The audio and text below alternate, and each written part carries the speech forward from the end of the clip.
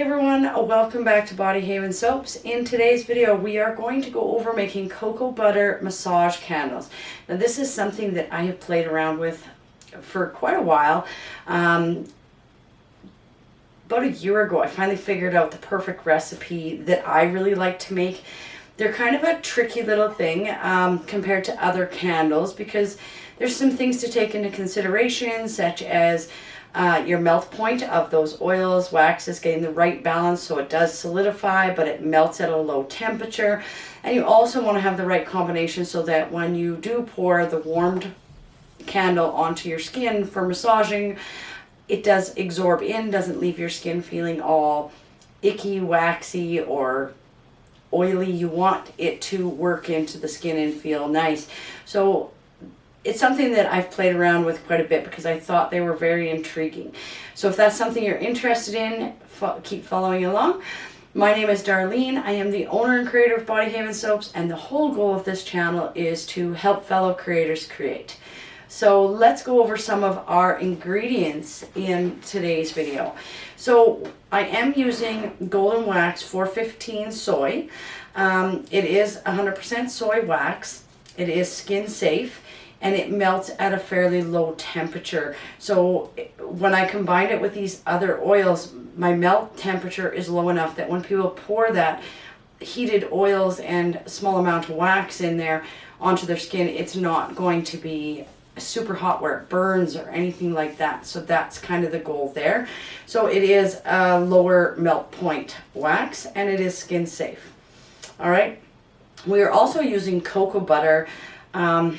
It's one of my favorite moisturizing butters. It has a lot of nutrients and properties that it brings to this massage oil. And you could use unrefined if you wanted to make it like a cocoa butter smell. That I have done, and it makes it an awesome massage candle. But this is, I just have the refined wafers that we'll use for today. And then I have shea butter, which is once again one of my favorite moisturizers. It melts at a low temperature.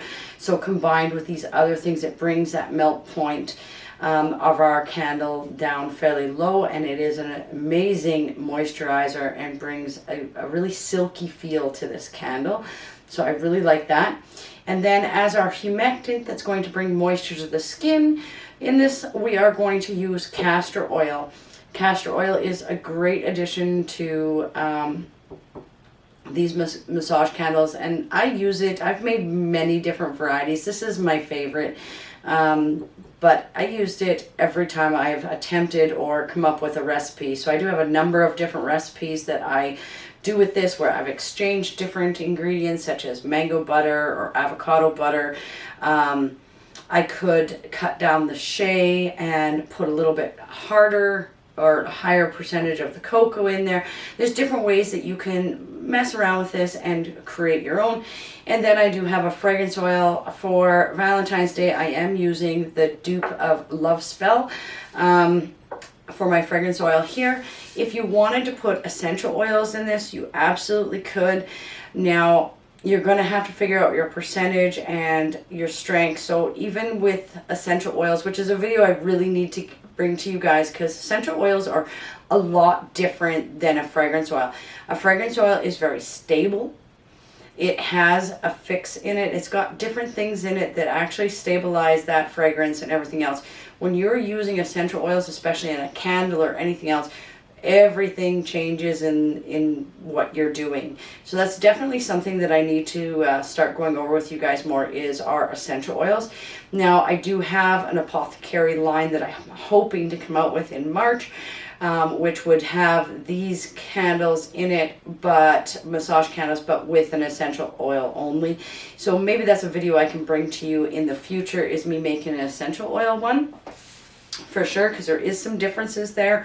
Just make sure that you understand your fragrance load and or your essential oil load, and make sure that you're doing that right. If you're going to switch this to an essential oil, make sure you do your research. That's all I'm saying at this point. All right, so let's get making this. So first of all, what you're going to do, I'm just going to bring you guys a little bit closer. So first of all, what we're going to do, and I'm going to use this, and you can put this into a double boiler. I'm just going to put it directly onto my heat plate here. You have to really watch if you're not using a double boiler. I'm just speeding this up a little bit. I would not use the microwave because you're going to get it way too hot and you're going to break down this shea butter way too much and lose a lot of the properties. But we do have to get it hot enough that it's not grainy or anything like that. So I'm going to use my wax melt pot. Now I have sprayed this out with rubbing alcohol. This is completely sanitized and ready to go. And we are going to put in our soy wax. And as I said, I am using 415 golden brand soy wax. Okay, so it's 100% soy. And I am going to use 10.32 ounces of this. This is going to make 6 of these 4-ounce candle tins. Okay, so we are going to get all of our wax in first.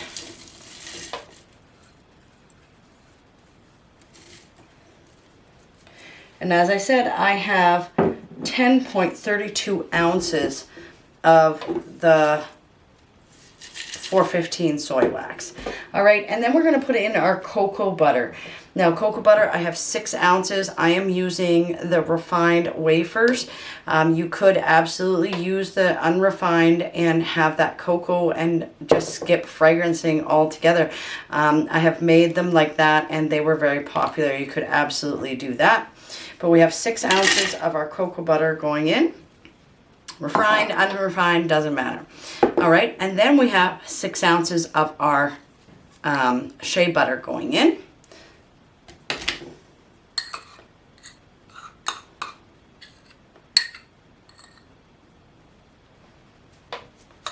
Okay, and then we have 1 ounce of our castor oil.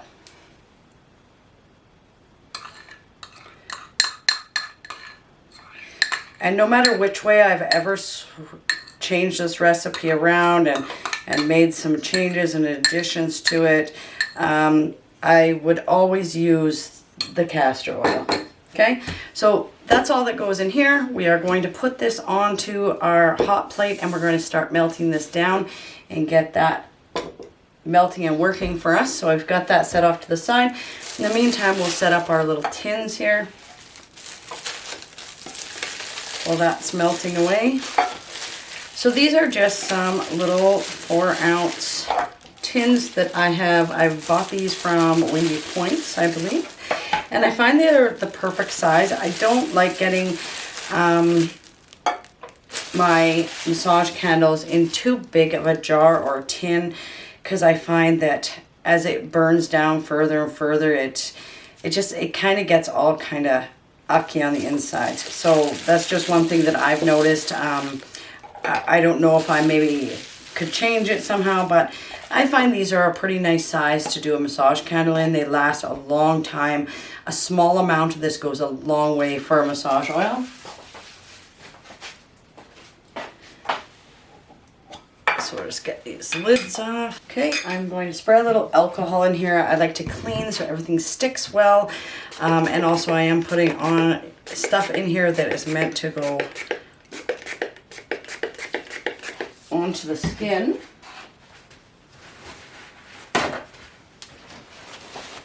And I'm just going to give those a wipe to make sure that I've got them all nice and clean on the inside. Really does help with your wick sticking to the bottom.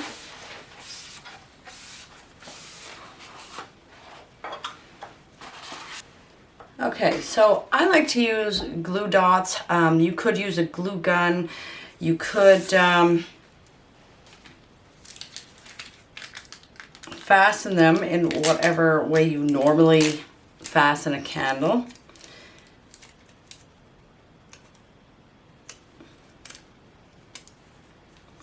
But I'm just going to take these and I will get my wicks out. Now,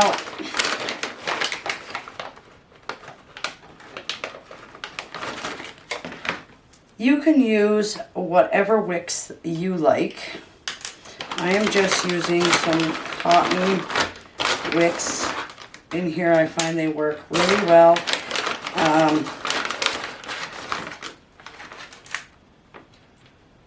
Overall. But make sure you're using the right wick for the size of vessel that you're using. But these are just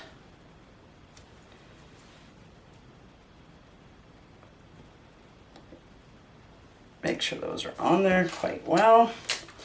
And I just attached the glue dots to the bottom of my wicks first off. So now that I got these on, I just pull that off, and these are pretty easy to center because they're not too far. And I'm just going to position them as close to center as I can. And you really want to push them down so they really make some good adhesion to the bottom of your tin.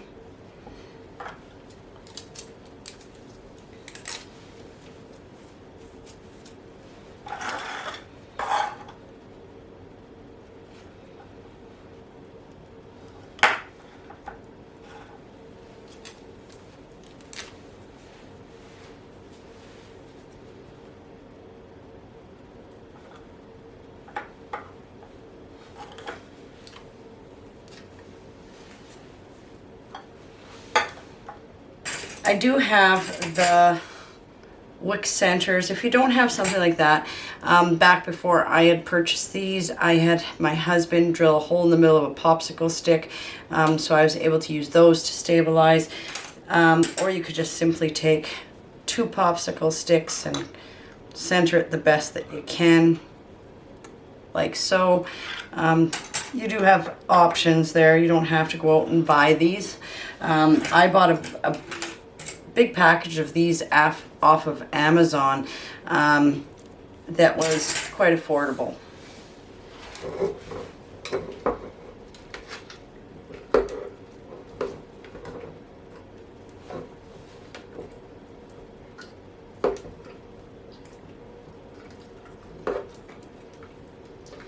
Okay, I'm just going to let this keep melting down, and then I will be right back.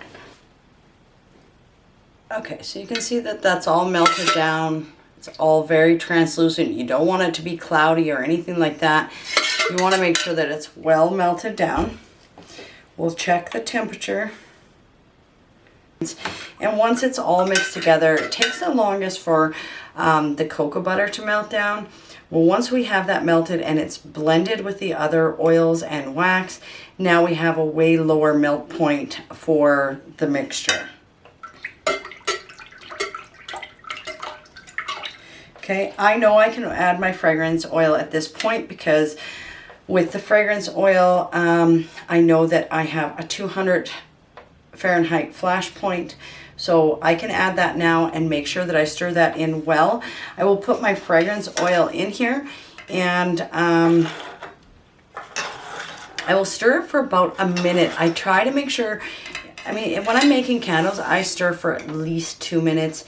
With this, because it's oils and butters and stuff, it doesn't take quite as long, but I'll still make sure that I get it well blended in there, so at least a minute, if not longer, until I bring it down to a nice pouring temperature. And I try to pour my soy candles around 135, 140. So with this, I could even go to a lower temperature because it is got a lot more oils and stuff in it. It's not going to solidify as fast on me as, say, soy wax. So I'm going to stir for about a minute. Okay, so I have this well blended in there. I am going to let this cool down to 100 Fahrenheit or a little bit lower before I pour. And it's not as important to pour at a higher temperature when you've got all the oils and stuff mixed in here. You can pour at a much lower temperature, and that just allows a nicer top on top of these. So I'm just going to allow this to keep cooling until we get to about 100 Fahrenheit, and right now I'm still at 160. So I'll bring you back once I get this to a temperature that is a pourable temperature for this type of candle. Okay guys, so I do have this down to 100 now. It took about a half hour. That's how long this takes to cool. So, and you can still see how translucent it is, and you can see how clear it is at 100 Fahrenheit. It is cool to the touch, but it's got such a low melting point that you'll notice that it's not even cloudy in the slightest.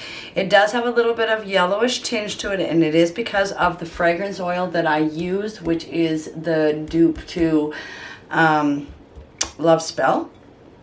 It will have a little yellowish tinge, but it's pretty much a white when it does go, finally does solidify. It takes a long time for these to solidify and become solid in your vessels. So you just have to be patient with them. Make sure when you pour them, they're in a location where you're not going to need to disturb them, that they're all going to have time to set up, and you're not going to have to try and move them or anything like that, because they do take a while to set up. Remember, these have a very low melt point. Okay, so now that I have this at 100 degrees, I am just going to fill my tins up.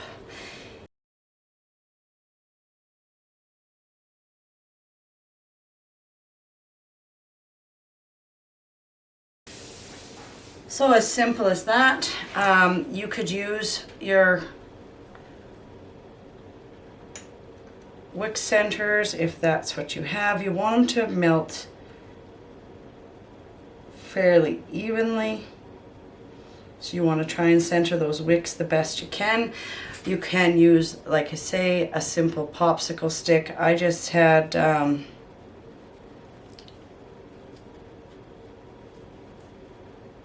my husband drill holes through one for me, and those work quite well as well, and pretty easy to use, cost effective. Just go to the dollar store and get yourself some popsicle sticks and punch a hole through it. You can see how effective those work as well.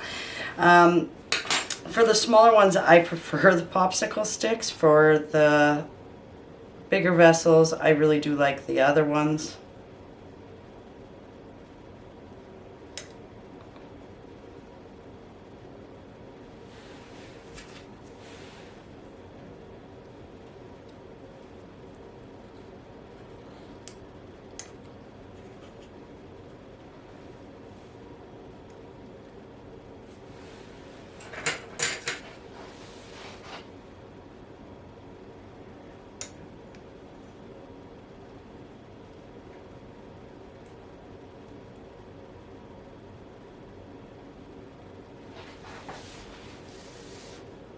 Okay, and it's as simple as this. Now these are going to have to sit for 24 hours. I have one here that I have completely let set. It is completely cooled. You can see how nice and smooth that top is. It is quite solid. It is soft. If I was to squeeze it or stick my finger in, I would be able to put indentations and stuff in it, but that is what they look like. And I've got the wick trimmed fairly short. I do have one here that I've had burning while we've been talking. Before you pour the lotion out of the, or the massage oil out of the tin, you want to make sure you blow that flame out so that you don't get, otherwise the flame comes up here and it gets very hot on the side of the tin, so you want to make sure that you do that. But then you just simply pour this into your hand. It does not burn. It is a nice warm waxy feel, and this is a lot what I poured into my hand. You wouldn't need this much. But let's see, we got this here, and you just massage it in. It has great slip to it for massaging. It is perfect. And once you get it all massaged in, it doesn't feel super sticky or ucky afterwards. And it just goes right into the skin. My hands are fairly dry from washing my hands so much. right now at work, but so this is perfect for our hands actually. It is a great moisturizer, and you can see it just goes right in to the hands. All right, so hopefully you guys enjoyed this video. I do have multiple other ones that I make, and I really should bring you a video on making candles or lotion candles and stuff like that with essential oils. If that's something that interests you, put it in the comments below. I really just need to do a whole video just on essential oils and the precautions and all of that kind of stuff. But these are amazing massage candles. You can definitely make a single candle, a smaller batch, and just give it a try. All right, I hope you guys enjoyed and have a great day.